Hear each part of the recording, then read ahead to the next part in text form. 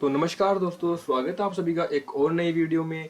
तो आज इस वीडियो में हम डिस्कस करेंगे कि अगर आप प्रोग्रामिंग में अपना करियर बनाना चाहते हैं, आप भी बड़ी बड़ी कंपनी में जॉब करना चाहते हैं जैसे अमेजोन, माइक्रोसॉफ्ट, इनमें तो आपको जो स्टार्ट है अपना जो कहाँ से करना चाहिए, आपको सबसे पहले कौन सी प्रोग्रामिंग लैंग्वेज को सीखना चाहिए। तो बहुत लैंग्वेजेज है जो कि आपको सीखनी चाहिए, जैसे सी हो गई, C++ हो गई, जावा हो गई, पाइथन हो गई। बट आपको सबसे पहले जो प्रोग्रामिंग लैंग्वेज है वो आपको कौन सी सीखनी चाहिए। तो आज मैं इन तीनों के C++ और जावा, इनमें जो टॉपिक्स होते हैं उनके बारे में डिस्कस करूंगा कि आपको कौन सी लैंग्वेज को पहले पकड़ना चाहिए और उसको क्यों पकड़ना चाहिए। और जो पाइथन है उसके बारे में मैं लास्ट में डिस्कस करूंगा कि आपको ये लैंग्वेज पकड़नी चाहिए तो क्यों पकड़नी चाहिए और नहीं पकड़नी चाहिए तो क्यों नहीं पकड़नी चाहिए। तो नमस्कार दोस्तों, बिना टाइम को वेस्ट किए वीडियो को करते हैं स्टार्ट। तो दोस्तों सबसे पहले हम स्टार्ट करते हैं सी प्रोग्रामिंग लैंग्वेज के टॉपिक से। मैंने इनको चैप्टर वाइज लिखा है।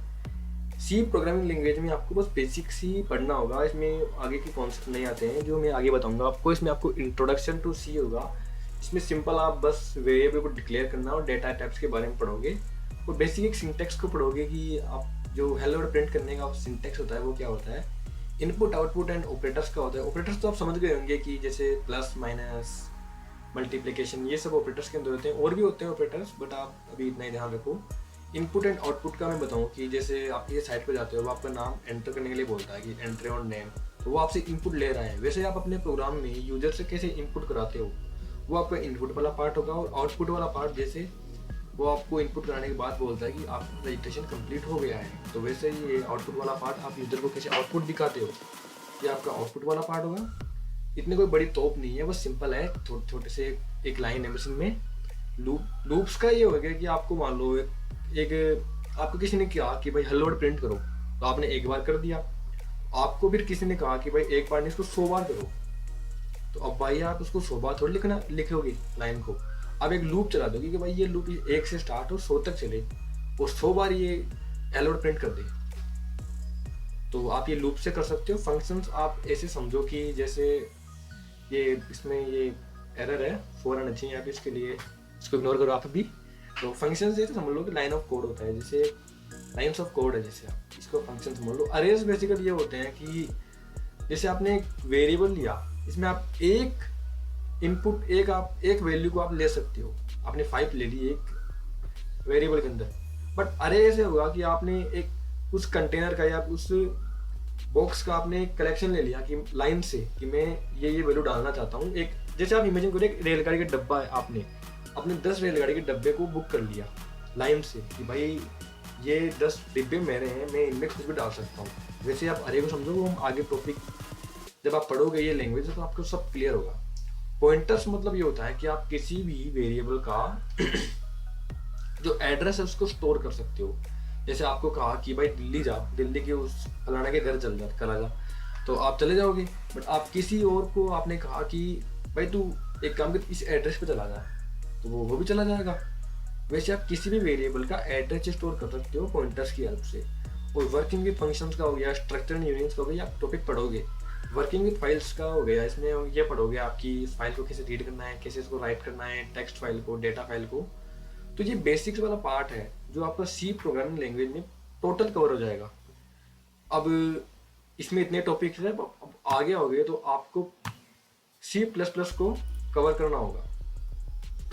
और C++ में वो क्या, वही आपको टॉपिक्स बेसिक मिलेंगे जो आपको सी में थे। मतलब आपका जो सी के टॉपिक्स थे वो दोबारा रिवीजन हो गए, इसमें दोबारा आपने इसको रिवाइज कर लिया सी के टॉपिक को C++ में, वो का वही टॉपिक सेम टू सेम।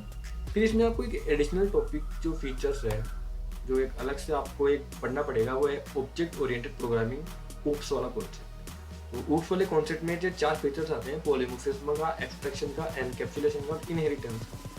ये कोई ऐसे कोई तोप नहीं है, ये भी मैं उनको भी कह रहा हूँ, मैं सिंपल है, बस आप इनको पढ़ोगे तो आप इनमें भी कुछ सब टॉपिक्स है वो आप पढ़ोगे तो क्लियर हो जाएगा।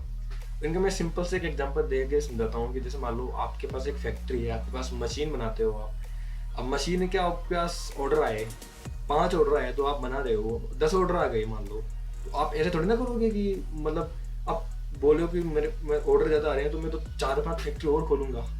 ऐसे तो नहीं करोगे ना, आप लेबर्स को लाओगे। और ऐसे थोड़ी करोगे कि ज़्यादा ऑर्डर आ गए तो मैं 4-5 की जगह 10-15 फैक्ट्री खोलूंगा, आप लेबर्स को एक्स्ट्रा करोगे। वैसे ही आप इसमें कोडिंग में कुछ होता है, वो आप पढ़ोगे, जब आप इनको पढ़ोगे तब। तो ये आपका ऑब्जेक्ट ओरिएंटेड प्रोग्रामिंग का ये हो गया कंप्लीट। अब आपने बेसिक वाला पार्ट जो सी के अंदर था उसका आपको यहाँ रिवीजन करने को मिल गया, और आपने ये एडिशनल फीचर और सीख लिया। तो आप अब आते हैं जावा पर। तो जावा में क्या होगा कि आपने वही बेसिक वाला पार्ट जो सी में पढ़ा था, सी प्लस में पढ़ा था, वही आप यहाँ पढ़ोगे। तो आपके वो बेसिक वाला पार्ट तीन बार आपने उसका रिवीजन कर लिया। मेथड्स का मतलब ये है कि फंक्शन ही आपके यहाँ मेथड्स हो गए, जो फंक्शन है वही यहाँ पर मेथड्स, उनको नाम दे दिया। और एक्सेप्शन हैंडलिंग का ये हो गया कि आप किसी एरर को कैसे हैंडल करते हो। कोई भी अपने प्रोग्राम में एरर आएगा उसको आप कैसे हैंडल करते हो, ये एक्सेप्शन हैंडलिंग का हो जाएगा। और भी टॉपिक्स है इसके अंदर, कहीं आप कमेंट करोगे नहीं इसके अंदर जितने टॉपिक्स बताए हैं, और भी टॉपिक्स होते हैं इसके अंदर, बस मैंने एक सिंपल इंट्रोडक्शन दिया है भाई। और भी टॉपिक्स होते हैं, वो आप पढ़ोगे तब आप पढ़ लेना। इसमें आगे वाला पार्ट वही आएगा ऑब्जेक्ट ओरिएंटेड प्रोग्रामिंग का, ओप्स वाला, वही पॉलीमॉर्फिज्म, एब्स्ट्रैक्शन, एनकैप्सुलेशन, इनहेरिटेंस, और भी टॉपिक्स आएंगे इसके अंदर। तो आपको इसने 2 बार रिवीजन कर लिया, एक तो यहाँ C++ में किया और जावा में भी कर लिया। तो आपने बेसिक वाला पार्ट 3 बार रिवीजन कर लिया, और इसका ओप्स वाला पार्ट आपने 2 बार रिवीजन कर लिया। रिवीजन मतलब एक बार पढ़ लिया, एक बार 2 बार पढ़ लिया आपने इसको। इसके अंदर आपके जो एक्स्ट्रा टॉपिक्स है वो आएंगे, जो कि बहुत ही अच्छे टॉपिक्स है। जावा एक बहुत ही अच्छी लैंग्वेज इसी के लिए तो मानी जाती है कि इसमें आप GUI डिजाइनिंग कर सकते हो, इवेंट हैंडलिंग कर सकते हो, थ्रेडिंग का कॉन्सेप्ट होता है इसके अंदर, फ्रेमवर्क्स का आप स्पेशली कलेक्शन फ्रेमवर्क का आप पढ़ते हो, जेनरिक्स का आपका जो टॉपिक होता है, सिंक्रोनाइजेशन का होता है, और भी टॉपिक्स होते हैं। बट ये कोर जावा में आती है आपकी, मतलब जावा को तीन भागों में डिवाइड कर दिया भाई, और ओरेकल वालों ने जिन्होंने भी किया है 3 पार्ट में है। सिंपल जावा बेसिक्स जो वो आएगी बेसिक्स, ये भी कोर जावा में ही है ओप्स का कॉन्सेप्ट, बट ये सिंपल में मानो क्योंकि ये C++ के अंदर भी होता है। तो GUI डिजाइनिंग आप समझ गए होंगे कि आपको एक डेस्कटॉप एप्लीकेशन बनाना है तो आप उसको कैसे क्या बना सकते हो, वो GUI डिजाइनिंग के अंदर होगा। इवेंट हैंडलिंग मतलब आप जैसे कैलकुलेटर में आप जैसे बटन के पास जाते हो, बटन के ऊपर लेके जाते हो तो उसका कलर चेंज होता है या फिर कोई फ्लैशिंग का इफेक्ट होता है, वो आप GUI इवेंट हैंडलिंग के अंदर देखोगे। थ्रेडिंग का कॉन्सेप्ट होगा, फ्रेमवर्क्स में आप स्पेशली कलेक्शन फ्रेमवर्क्स को सीखोगे। जेनरिक्स का हो गया, सिंक्रोनाइजेशन का हो गया। सिंक्रोनाइजेशन मतलब ये है कि जैसे मान लो आप क्रिकेट खेल रहे हो, क्रिकेट में एक बंदा ओवर करा रहा है, तो ऐसा थोड़ी ना होता है कि उसके ओवर से पहले कोई और ओवर कराने आ जाता है, उसने 3 बॉल फेंकी है तो भाई कोई मिनी या तो मैं फेंकूंगा बॉल, ऐसे थोड़ी ना होता है। उसका पूरा ओवर होने के बाद दूसरा आएगा ना। वैसे इसमें होता है कि भाई कोई एक फंक्शन काम कर रहा है, तो जब तक वो फंक्शन काम कर रहा है ना तो उसको कोई डिस्टर्ब नहीं करेगा। उस फंक्शन का जब तक काम खत्म नहीं होता, उस फंक्शन को काम खत्म होने के बाद ही दूसरा फंक्शन का काम स्टार्ट हो गया, दूसरा उसको डिस्टर्ब कर सकता है। डिस्टर्ब मतलब दूसरा फंक्शन का काम स्टार्ट होगा। और भी टॉपिक्स होते हैं इनके अंदर, इंटरफेस वाला होता है, वो आप इसको पढ़ोगे तब देख लेना। तो ये हो गया कोर जावा का। फिर आगे आपका एडवांस जावा का टॉपिक। एडवांस जावा में आपको JDB से कनेक्टिविटी मिलेगी जो सबसे इंपॉर्टेंट है। सर्वलेट्स का होगा, JSP का होगा, जावा सर्वर पेजेस का। इनका और भी कुछ नाम होता है जिससे मैंने देखा था, जकार्टा ऐसे कुछ नाम होता है, बट सिंपल मैंने यही लिया, ये सिंपल था, जावा सर्वर पेजेस। तो ये आप पढ़ोगे एडवांस जावा के अंदर। तो हमारा जो क्वेश्चन था वो ये था कि आपको सबसे पहले कौन सी लैंग्वेज को पिक करना चाहिए। तो आंसर आपको मिल गया होगा कि आप सबसे पहले मुझे C सीखनी चाहिए, फिर C++, फिर जावा। इसका रीजन भी आपको पता लग गया कि क्यों, क्योंकि आप जो C में पढ़ोगे ना, C का टॉपिक्स होगा इंट्रोडक्शन वाला, बेसिक्स वाला, वो आपको C++ में रिवीजन करोगे उसका। और C++ में जो आप पढ़ोगे ऊप्स वाला, वो आप जावा में भी रिवीजन करोगे, और ये बेसिक वाला भी। मतलब बेसिक वाला पार्ट आपका 3 बार पढ़ लिया आपने, ऊप्स वाला आपने 2 बार पढ़ लिया, और जावा और एडवांस जावा ये तो आप पढ़ोगे। फिर तो आपके जो टॉपिक्स है जो सारे क्लियर हो जाएंगे अच्छी तरह। और आता हूँ मैं पाइथन पर। अब कि भाई पाइथन एक बहुत ही अच्छी लैंग्वेज है, अभी बहुत ट्रेंडिंग में चल रही है अभी। तो भाई पाइथन का जैसे है कि आपको अगर प्रोग्रामिंग में आना है तो आपको इन्हीं लैंग्वेजेस के थ्रू आना होगा। पाइथन को आप अभी मत देखो। हाँ भाई, आपको आपकी जॉब लग जाती है, कंपनी कहेगी नहीं मुझे पाइथन में वर्क करना है, तो आप इजीली स्विच कर जाओगे। ऐसी कोई बड़ी बात नहीं है पाइथन लैंग्वेज सीखना भी। आपको स्टार्टिंग यहीं से करनी होगी, C++, जावा। जैसे मैंने सीक्वेंस दिखाया, ये सीक्वेंस आपको फॉलो करना होगा। तो पाइथन को भी आप, हाँ काफ़ी अच्छी लैंग्वेज, ईजी भी है पाइथन लैंग्वेज बहुत, तो काफ़ी अच्छी लैंग्वेज, इसे सुनने में भी नाम अच्छा है इसका। बट आपको पाइथन को मैं रिकमेंड नहीं करूँगा क्योंकि ये बहुत ही ईजी लैंग्वेज है। इसमें आपको कुछ सीखने को इतना कुछ नहीं मिलेगा जितना आपको इनमें सीखने को मिलेगा।